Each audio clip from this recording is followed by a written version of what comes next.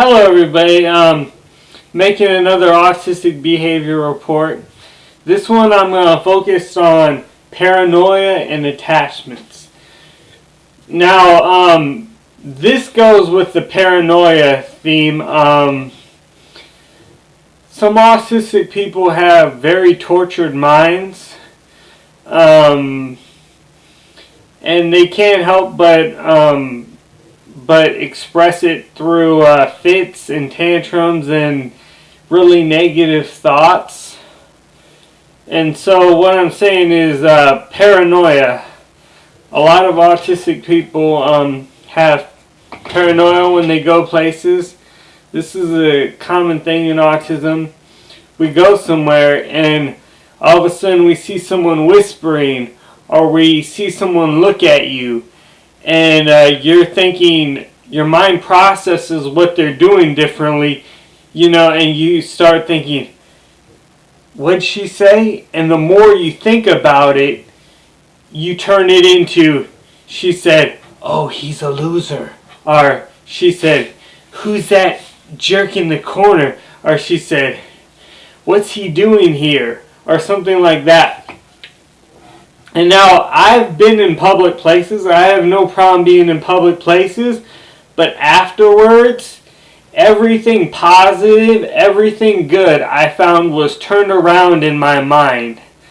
A nice woman looked at me and said, how are you doing today? And when I replayed it in my mind that night, she said, what are you doing here? You should go away. And, stuff like that. Autistic people can have really tortured minds. And that's just a symptom of our autism, is we overthink things. And like I said, when you process something in the mind, sometimes it turns out to be feelings like you don't want, like you're not wanted, or that you are wanted in a different kind of way, like, and that kind of stuff causes fits, that causes people to run away, that causes, suicidal thoughts, and all those things that therapists look at and warning flag people. And what I'm trying to say is it's not as abnormal as you would think. One thing a person can do, because when someone is saying something to you really positive, it's hard to ignore that and change something so dramatically positive into something negative. But if you just go somewhere like a shopping mall or a grocery store, you're going to get looks and reactions from people that are undesirable no matter what you do or what you say. So that's another point I'd like to make. So to an autistic person, how you approach an autistic person, and that your body language and behavior is as positive and thoughtful and caring as possible. And another thing I'm going to talk about is attachments. We're on to the attachment things. Now, with autistic people, an attachment is usually an object. At least when they're younger. If they get attached to an object, it has to be with them all the time. They'll give it a name, possibly. It'll be, there's Wubby, or it could be something like a block of wood. It'll be, Bobby the block of wood, or it's kind of weird like that, but they can get attached to objects. And another thing, the first thing I learned about autism is that if someone is autistic and they have that autistic sense, they can sense that another person is autistic whether they know it or not. Now, this is factual.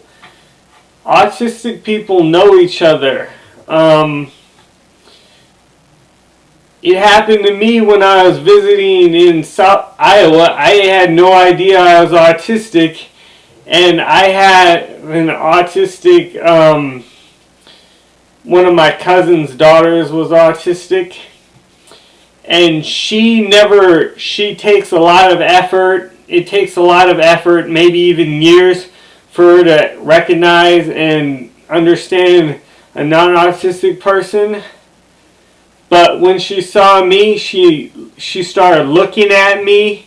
She started playing with her scuba people around me. So she knew I was autistic. Autistic people know other people that are autistic instinctually.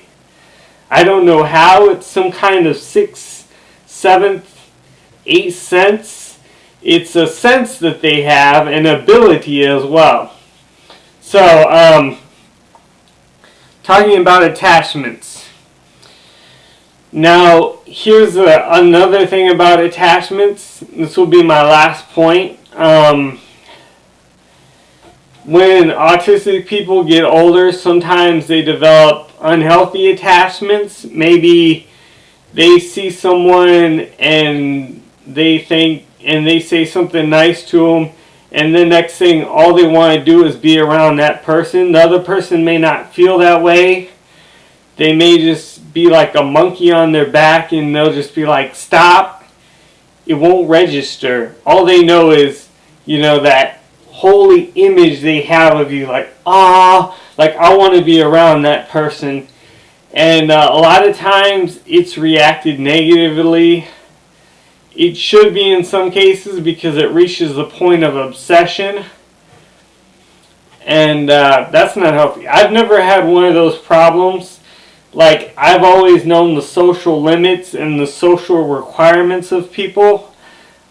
Basically, if someone doesn't like you, they'll tell you that, and that's your signal. Adios, moving on to someone that wants some of my time. And another person that can have that holy image of that you can think of as a healthy attachment. So it's important to have healthy attachments. It's important to have positive body language and positive thoughts, and say positive things to autistic people. And